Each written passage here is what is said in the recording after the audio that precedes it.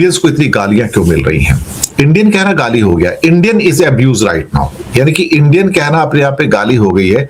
और Saudi Arabia के अंदर ये जो रेसिस्ट जो टिप्पणियां निकल के आ रही हैं, ये गुस्सा क्यों आ रहा है लोगों को। लोग गुस्से में अगर किसी को गाली देना चाहते हैं तो उसको इंडियन कह देते हैं।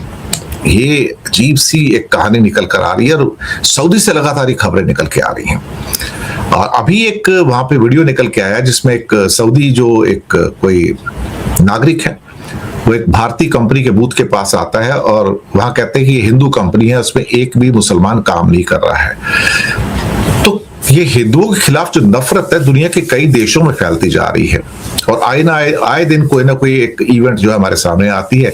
अब सारे मामले सऊदी से आ रहे हैं, यहाँ इंडियंस बहुत हैं और वहां पर इंडियन कहना ही अपने आप में एक गाली हो गया। किसी को भी कह इंडियन कोई कह देता तो इसका मतलब आप गाली दे रहे हो किसी को। एक वहां पर एक ट्रेड इवेंट था, ट्रेड इवेंट के अंदर स्टॉल लगे हुए थे बहुत सारी कंपनियों के अंदर और उसमें इंडिया की फेमस कंपनी है लार्सन एंड टुब्रो, आप सबको पता है, एल&टी कंपनी, उनका एक बूथ लगा हुआ था वहां पे ट्रेड इवेंट पे। तो वहां पर कुछ लोग थे, तो एक सऊदी सिटीजन वहां आता है और कहता है कि ये तो एक हिंदू कंपनी है, यहाँ एक भी मुसलमान काम नहीं करता है, आप देखो यहाँ पर सब। और फिर उसका फोटोग्राफ वगैरह भी लेता है और सब कुछ होता है। लेकिन ये अपने आप में एक अजीब सी है कि अब हिंदू होना भी एक अपराध हो गया है। उसका शायद एक कारण मोदी और आरएसएस भी हैं, क्योंकि उनकी वजह से हम लोगों से इस पूरी दुनिया के अंदर अब लोग नफरत कर रहे हैं कि हम एक उदारवादी नहीं है, हम एक भगवा आतंकवादी हो गए हैं, जैसे कि लोग हमसे और नफरत करते हैं। हालांकि इस मामले में एक शख्सियत है, एक एनालिस्ट है अमजद तहा। अमजद तहा ने एक कमेंट डाला है और कहा कि ये रेसिज्म जो सऊदी से निकल के आ रहा है इंडियंस के लिए, ये बहुत ही बुरा है। और उनका कहना है कि इस किस्म से आप सिर्फ हिंदुओं को टारगेट कर रहे हैं यहाँ पर, और ये बिल्कुल और बिल्कुल ठीक नहीं है। उन्होंने कहा कि अच्छा जनाब अली, अब सऊदी अरब में इंडियन के जो हालात हैं वो बुरे होना शुरू हो गए हैं और खासकर जो इंडियन हिंदू हैं, अब इनको सऊदी अवाम ने लताड़ना शुरू कर दिया। ये जो वीडियो में इंडियन एक बंदा है दिनेश के वोरा, ये आपको बता रहा है। अब दोस्तों बात क्या हुई है कि जब से पाकिस्तान और सऊदी अरब के दरमियान डिफेंस एग्रीमेंट हो गया है, तब से जो सऊदी अरब की अवाम है उसके दिल में पाकिस्तान के लिए मोहब्बत बहुत ज़्यादा बढ़ चुकी है और वो पाकिस्तानियों की अब बहुत ज़्यादा इज्जत करते हैं, क्योंकि उनको पता चल गया है कि पाकिस्तान और सऊदी अरब अब एक ही हो चुके हैं। और जो भी पाकिस्तान का दुश्मन है, जाहिर बात है इंडिया पाकिस्तान का दुश्मन है, तो जैसे पाकिस्तानी इंडियन से नफरत करते हैं, ऐसी ही नफरत जो सऊदी अरब वाले लोग हैं उनके दिल में भी इंडियन के लिए अब पैदा हो गया। तो वो अब ये आपको बता रहा है कि गालियां तक निकाल रहे हैं इनको, और ये जो नफरत है ये इन्होंने खुद कमाई है। अब आप इंडिया में जो माइनॉरिटीज़ हैं उनके हालात आप देख लें कि जो चर्चेज हैं ईसाइयों के, उनके ऊपर ये हमले करते हैं, मुसलमानों के ऊपर ये हमले करते हैं, गाय के नाम पर ये मुसलमानों को शहीद कर रहे हैं, कितना ज़्यादा ये लोगों को मार रहे हैं, और खुद ये गोबर और वो जो चीज़ें खाते हैं अब मुसलमानों को भी कहते हैं ये खाओ। और बंदा पूछे अब तुम ये गंद खा रहे हो तो तुम्हारी जगह और कोई गंद ये क्यों खाए, तुम्हें मुबारक हो, तुम खाओ, तुम्हें कौन रोक रहा है औरों को, तुम इस गंद के ऊपर क्यों लगा रहे हो। तो इस तरह की ये हरकतें मुसलमानों के साथ भी कर रहे थे। अब उसकी जो आउटरीच है ये अब नजर आना शुरू हो गई है, और इसकी जो पहली आपको झलक है ये सऊदी अरब में आपको बड़ी तेज़ी से मिलना शुरू हो गई है कि सऊदी अरब अब इंडियन से नफरत करना शुरू हो गया। इसके अलावा जेफरी एप्स्टेन के जो स्कैंडल आया है उसमें भी एक नाइजीरियन जो पॉलिटिशियन है वो कहता है कि अगर आप किसी इंडियन से मिलो और सांप से एक साथ मिलो तो आप सांप को पहले छोड़ दो, पहले आप इंडियन को मारो, सांप की तरफ आप बाद में जाओ। तो इस हद तक नफरत जो है वो इंडियन के लिए दुनिया में पैदा होती जा रही है, और इसका जो सारा क्रेडिट है वो जाता है नरेंद्र मोदी को और बीजेपी की गवर्नमेंट को, जिसने अपने मुल्क में अकलीतों के ऊपर जुल्म करके इंडिया को इस नहज तक अब पहुंचा दिया है। तो ये जो लोग बड़ा खुश हो रहे थे ना मुसलमानों को मारने के ऊपर और ईसाइयों के जो चर्चेज हैं उनको जलाने के ऊपर, अब बाहर के मुल्कों में जब तुम जाओगे ना, तुम्हारे साथ भी जब ऐसा होगा तो फिर तुमको पता चलेगा कि इंडिया में तो तुम्हारी हुकूमत है, चलो तुम्हारा मुल्क है, तुम लोगों के साथ कर लोगे, लेकिन वही जब आपके साथ यूरोप में होगा, अमेरिका में होगा, मुस्लिम ममालिक में होगा, तो फिर तुमको पता चलेगा कि नहीं हम गलत कर रहे थे। अब सऊदीया में यूएई में तुम्हारे लोग अय्याशियाँ करते हैं, काम करते हैं, पैसे कमाते हैं, कोई तुम्हें वहाँ पे अपने मजहबी आज़ादी से नहीं रोकता।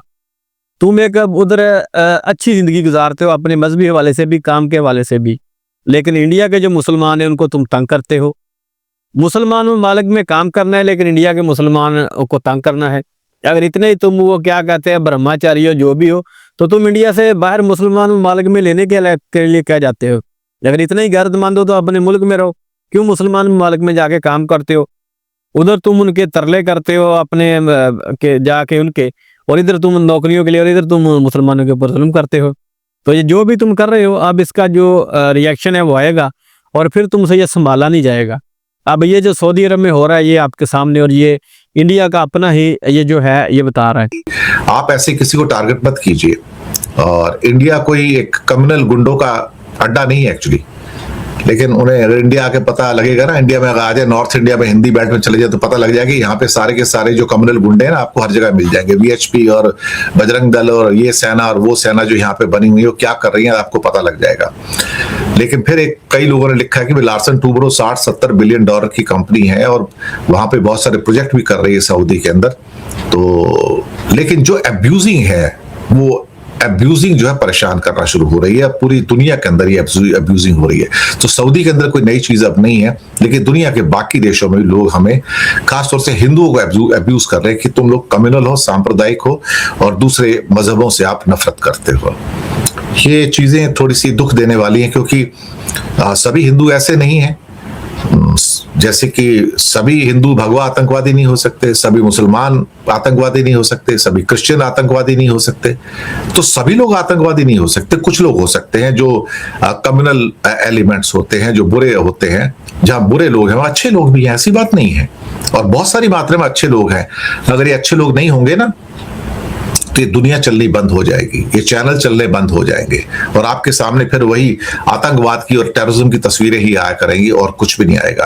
क्योंकि चंद अच्छे लोग अभी दुनिया में मौजूद हैं, ये दुनिया इसलिए चल रही है। ये ऊपर वाले का करम है कि बुरे और अच्छे का कॉम्बिनेशन बना रहे इस दुनिया के अंदर। और अच्छा दोस्तों, तो देखा आपने कि किस तरह जो इंडियन है इनके खिलाफ जो फॉरेन कंट्री है उधर वायलेंस बढ़ती जा रही है, और ये सब कुछ इनका अपना ही कमाया हुआ है। इनकी जो ये जो बीजेपी की गवर्नमेंट है ये सारा कुछ इसका ही कमाया हुआ है। अब ये समझते हैं कि हम अपने मुल्क में जो मर्जी करेंगे तो इसका रिएक्शन हमें बाहर में देखने को नहीं मिलेगा, तो ऐसा नहीं होगा। आपको इन सारी चीज़ों का रिएक्शन जो बाहर के ममालिक हैं उधर फिर आपको देखने को मिलेगा। और ख़ासकर जो सऊदी अरब का मामला है वो मैंने आपको पहले ही डिफाइन कर दिया है कि सऊदी अरब के पाकिस्तान के साथ अब डिफेंस पैक्ट हो चुका है, दफाई तल्लुकात हैं। अब जो ये तल्लुकात पाकिस्तान और सऊदी अरब के बने हैं, इसका जो रिएक्शन है वो सऊदी अरब की अवाम ने भी देना शुरू कर दिया है इंडियन के खिलाफ, और वो पाकिस्तानियों के ज़्यादा करीब हुए हैं और इंडियन के खिलाफ उनके लिए नफरत बढ़ गई है, खासकर सऊदी अरब में। और जितने भी हमारे पाकिस्तानी बाहर के मुल्क में जाना चाहते हैं तो उनके लिए जनाब अली इस वक्त सऊदी अरब से अच्छा कोई भी मुल्क नहीं हो सकता। तो आपकी वहाँ पे अब इज़्ज़त होना भी शुरू होगी और आपके लिए आहिस्ता आहिस्ता मोहब्बत भी सऊदी अरब के दिलों में भी बढ़ेगी और सऊदी हुकूमत भी आपके लिए आसानियाँ पैदा करेगी, आपके लिए आसानियाँ पैदा होंगी। और आगे पाकिस्तान और सऊदी अरब के दरमियान इसी डिफेंस पैक्ट के तहत बहुत सारे ज्वाइंट वेंचर होने जा रहे हैं दफाई सनत में। अभी एक जो आर्टिलरी गन होती है ना, जिस तरह की हमने चाइना से एक ली है, मुझे अब नाम उसका भूल रहा है, तो उस तरह की एक गन हम सऊदी अरब के साथ मिलकर बनाने जा रहे हैं। ट्रक माउंटेड जो आर्टिलरी गनें होती हैं, हाउस रेटर जिसे कहते हैं हम, वो जो गन है वो पाकिस्तान और सऊदी अरब मिलकर बना रहे हैं। तो ये सारी चीज़ें जब होंगी तो जाहिर बात है पाकिस्तान की जो इज़्ज़त है वो सऊदी अरब में होगी, और जो इंडियन हैं इनके खिलाफ फिर नफरत बढ़ेगी। इनके लिए अब एक ही हल है कि ये पाकिस्तान के साथ अपने तल्लुकात को बेहतर करें, कश्मीर के मामले को सॉल्व करें और मिल के एक साथ हम चलें। तो इसी से पाकिस्तान में भी तरक्की होगी, इंडिया में भी तरक्की होगी, हमारे मसाइल भी हल होंगे, और अकलीतों के ऊपर जो आप जुल्म कर रहे हैं उसको बंद करें। तो मैं पाकिस्तान के एक तजिया निगार हैं उनकी मैं वीडियो देख रहा था, तो वो कह रहे थे कि पाकिस्तान, इंडिया और चाइना की आबादी कुल मिलाकर दुनिया की तकरीबन आधी आबादी बन जाती है। बांग्लादेश भी इसमें शामिल कर लें तो ये दुनिया की आधी आबादी बन जाती है। बाकी सारी दुनिया की एक आबादी है और इन 4 ममालिक की आबादी एक तरफ है। उसका ये जुमला है कि अगर ये सारे मुल्क एक बन जाएं तो इनसे बड़ी सुपर पावर पैदा ही नहीं हो सकती इस दुनिया में। अमेरिका वो कह रहा था क्या चीज़ है इनके आगे, मतलब कह रहा है कि अगर ये सुपर पावर एक बार बन जाए तो इनके मुकाबले के कोई ताकत उठ नहीं पाएगी। क्योंकि दुनिया की सारी मैन पावर इनके पास है, तीनों के तीनों मुल्क एटमी पावर्स हैं और फौजें बड़ी स्ट्रॉन्ग हैं, इनकी एयर फोर्सेस इनकी बड़ी स्ट्रॉन्ग है। चाइना एक उभरती हुई सुपर पावर वैसे ही है। तो इन सब का अगर साथ में तजारत शुरू हो जाए तो कितना अच्छा होगा। तो इस तरफ सोचना चाहिए, ये एक पॉजिटिव चीज़ है जो मैं आपके लिए लेके आऊँ। तो इस तरफ सोचना चाहिए सबको, पाकिस्तान को भी, इंडिया को भी और चाइना को भी। हमें अपने जो मामला हैं उनको सॉल्व करके मोहब्बतें बढ़ानी चाहिए, इन नफरतों को ख़त्म करना चाहिए। लेकिन क्योंकि जब आप बीजेपी जैसे इंतहा पसंद हुकूमतों का अपने मुल्क में वोट दे के उनको सीटों के ऊपर बिठाएंगे तो वो फिर इसी तरह की हरकतें करेंगी और आपके खिलाफ दुनिया में नफरतें भी पैदा होंगी। आपके पाकिस्तान के साथ और चाइना के साथ भी तल्लुकात खराब होंगे। और अभी तो आपके नेपाल के साथ भी खराब हैं, बांग्लादेश के साथ भी खराब हैं, श्रीलंका के खिलाफ भी खिलाफ है, मालदीव के खिलाफ आपने थोड़े बहुत करके भी सेट किए हैं। ये एक भूटान ही भूटान है आपके पास और वो भी आपके हाथ से अब निकलता जा रहा है। तो सारे हमसायों के साथ तो आपके ताल्लुकात है नहीं, तो किस बात की आप में अकड़ है। इसके अलावा अगर आप पाकिस्तान की बात करें तो पाकिस्तान मिडिल ईस्ट में छाया हुआ है। मिडिल ईस्ट में पाकिस्तान के दफाई मुआहदे हो रहे हैं तुर्की के साथ, सऊदी अरब के साथ। और अब ये जो हमारे कज़किस्तान हैं, उज़्बेकिस्तान हैं, इनके जो सदूर हैं वो पाकिस्तान में अभी दौरा करके गए हैं। और ये पता क्या मांग रहे हैं पाकिस्तान से, ये पाकिस्तान से रास्ता मांग रहे हैं, अपने समुद्री रास्ता ग्वादर तक का, ज़मीनी रास्ता ग्वादर तक का और कराची की पोर्ट तक का, जहाँ से ये अपनी तजारत कर सके। तो सोचें कि अगर अफगानिस्तान, चलो अफगानिस्तान के साथ भी हमारा बरादर मुल्क है, तल्लुकात बेहतर हो जाएंगे। अभी तो खैर बरादर वाली बात को नहीं, लेकिन आगे हो जाएंगे। तो अफगानिस्तान, सोचें कि अफगानिस्तान, उज़्बेकिस्तान, कज़किस्तान, ताजिकिस्तान और ये जो सारी रूस की अलहदा हुई रियासतें हैं सोवियत यूनियन की, जब ये कराची और ग्वादर से तजारत करेंगी तो फिर सोचें ज़रा पाकिस्तान की क्या अहमियत होगी और पाकिस्तान की क्या वक़्त होगी।